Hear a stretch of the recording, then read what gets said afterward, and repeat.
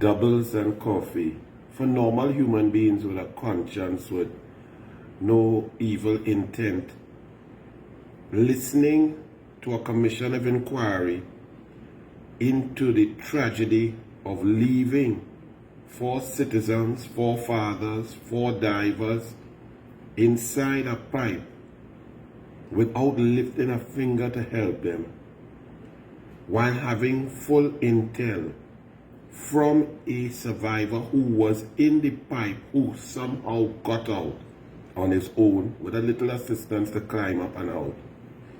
Full information that the 4 divers were alive, that they were not far in, that they were right there, that they had air, that they could talk and breathe.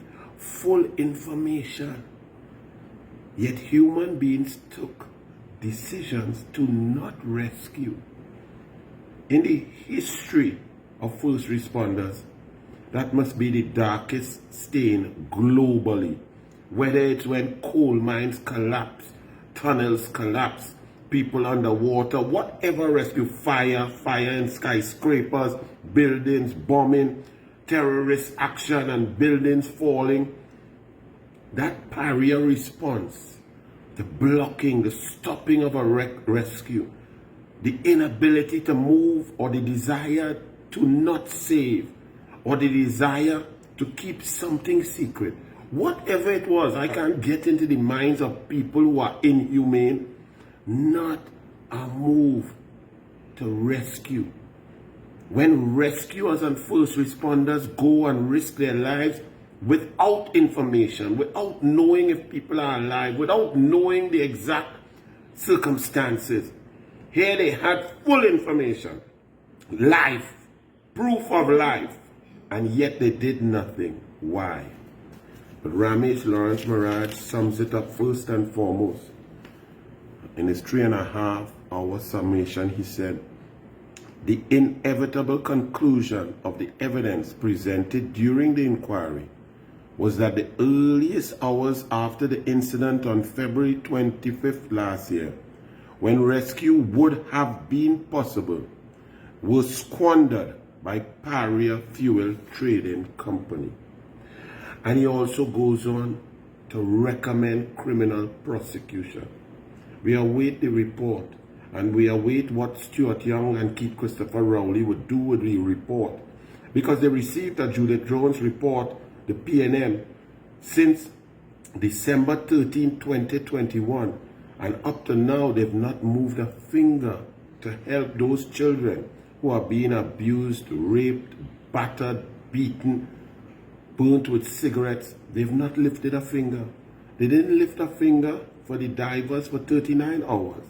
And for our children who are being raped and battered, they have not lifted a finger in over 14 months. But the key point that I'm going to bring out here today, because there are many points, but I'm going to ask you all, if that pipe was not used since late 2017, early 2018, it was not needed, it wasn't used, it was decommissioned, it was just there sitting down, not being used for official business, recording, work, pumping barrels of oil, no documents, no ships coming up to utilize that pipe there between berth 5 and 6. If it was not used, I'm going to ask you all this, and I've asked you all this. Why was there fresh, pristine, clean oil? Do you know you could do forensics on oil to know exactly where it came from, what part of the world, when and where, how long it existed and it came out from under the earth and so on?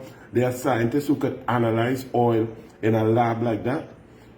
Has this oil that was in the pipe, why, first of all, was there clean, fresh, pristine, thick black oil in a pipe that wasn't being utilized? Why?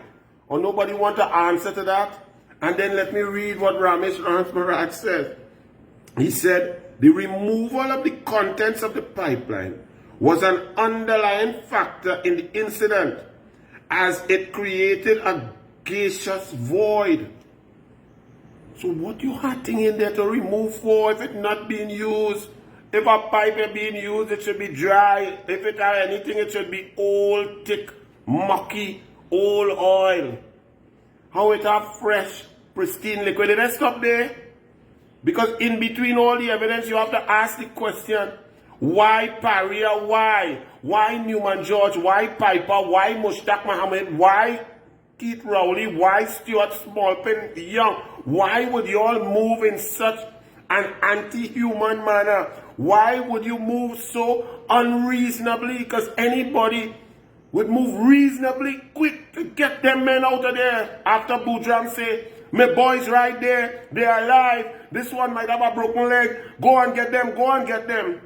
Well, too much liquid, says Ramesh, was being removed from the pipeline as the process took days.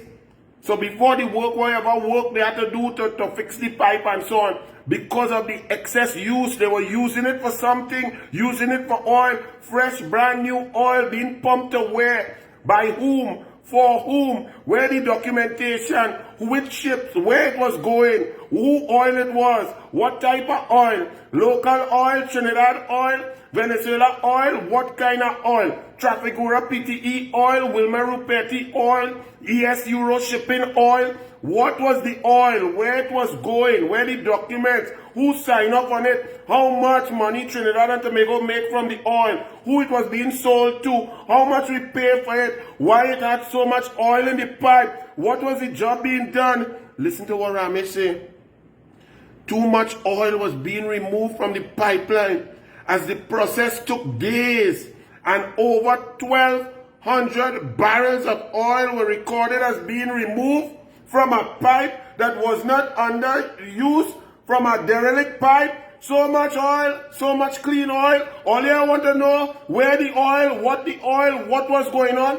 You forget when we asked Franklin Khan before he died in the Senate, what were those shipments for Wilmer Rupetti and Maduro that end up in Palo Alto, Venezuela from PARIA in Point-a-Pierre that came in as Trafigura, Wilmer Rupetti, and went back out as ES Euro shipping, Wilmer Rupetti.